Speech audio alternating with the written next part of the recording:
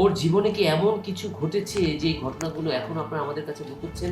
আর এটা যদি আপনারা না বলেন, আপনার মেয়ের জীবনে কিন্তু আরো ঘন অন্ধকার নেমে আসবে। মা, সত্যি করে একটা কথা বলো তো, ইন্টার পরীক্ষা দেওয়ার পরে আমার জীবনে কি ঘটেছিল? কি আর হবে, অনার্স পাস করলি, মাস্টার্স কমপ্লিট করলি, এই তো। পড়াশোনার সঙ্গে আমি তো আমার বয়সের কোনো মিল পাচ্ছি না। কি হলো? এভাবে চুপচাপ বসে থেকো না, যা ঘটেছে সেটাই বলো। কারণ আমি রাতে ঘুমাতে পারি না, সব সময় একটা টেনশন কাজ করে। আমার পেটের মধ্যে দাগ আছে। কিসের দাগ সেটা বলো তো? ও মা, কিসের আবার? তুই অনেক মোটা ছিলি না? মানুষ যদি অনেক মোটা হয় তার চামড়ায় হালকা হালকা ফাটল দেখা দেয়, ওই দাগ ওইটা। মা, কোনটা মোটা হওয়ার দাগ আর কোনটা মাতৃকালীন দাগ সেটা আমি কিন্তু খুব ভালো করেই জানি।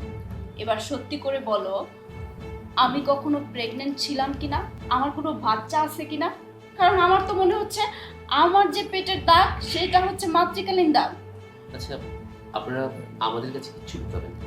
ও রাতের পর রাত জেগে থাকে। ও নাকি স্বপ্নে দেখে কেউ ওকে মা মা বলে ডাকছে। আর রিসেন্টলি আমাদের সাথে এমন একটা ঘটনা ঘটেছে, যে ঘটনাটা ঘটার পরে আমরা নিজেরাই স্তম্ভিত। আমাদের মাঝেও নানা রকম প্রশ্ন উকি দিচ্ছে। ওর জীবনে কি এমন কিছু ঘটেছে যে এই ঘটনাগুলো এখন আপনারা আমাদের কাছে লুকোচ্ছেন? আর এটা যদি আপনারা না বলেন, আপনার মেয়ের জীবনে কিন্তু আরো ঘন অন্ধকার নেমে আসবে। ও মেন্টালি স্ট্রেস নিতে পারছে না। প্লিজ। সৈকত, তুমিও তুমিও আমার মেয়ের সাথে মিলে এই উল্টাপাল্টা কথা বলছো। মা, তুই সত্যি কথাটা বলে দাও। আর সত্যি কথা যদি তুমি না বলো, তাহলে কিন্তু আমি আর কখনো তোমার সঙ্গে যোগাযোগ রাখবো না। কারণ আমি এই টেনশন নিয়ে, এই মানসিক চাপ নিয়ে আর বাঁচতে পারছি না। হ্যাঁ উর্মির মা, আর কত লোকাবা? আজ সত্য কথা বলেই দাও। কি লুকিয়েছো মা? সব কিছু বলো। দেখুন, বলেন। আমি আমি কিচ্ছু মনে করবো না। আমরা আমরা সবকিছু শোনার জন্য প্রস্তুত আছি। না মানে, ওই ইন্টারে খুব ভালো রেজাল্ট করছে, সেই খুশির সংবাদটা আমাদের দেওয়ার জন্য উপর থেকে নিচে নেমে আসতেছিল। আর সিঁড়ি থেকে পড়ে গিয়ে তোর মাথায় আঘাত পেলে তোকে সাথে সাথে আমরা হসপিটালে নিয়ে গেলাম।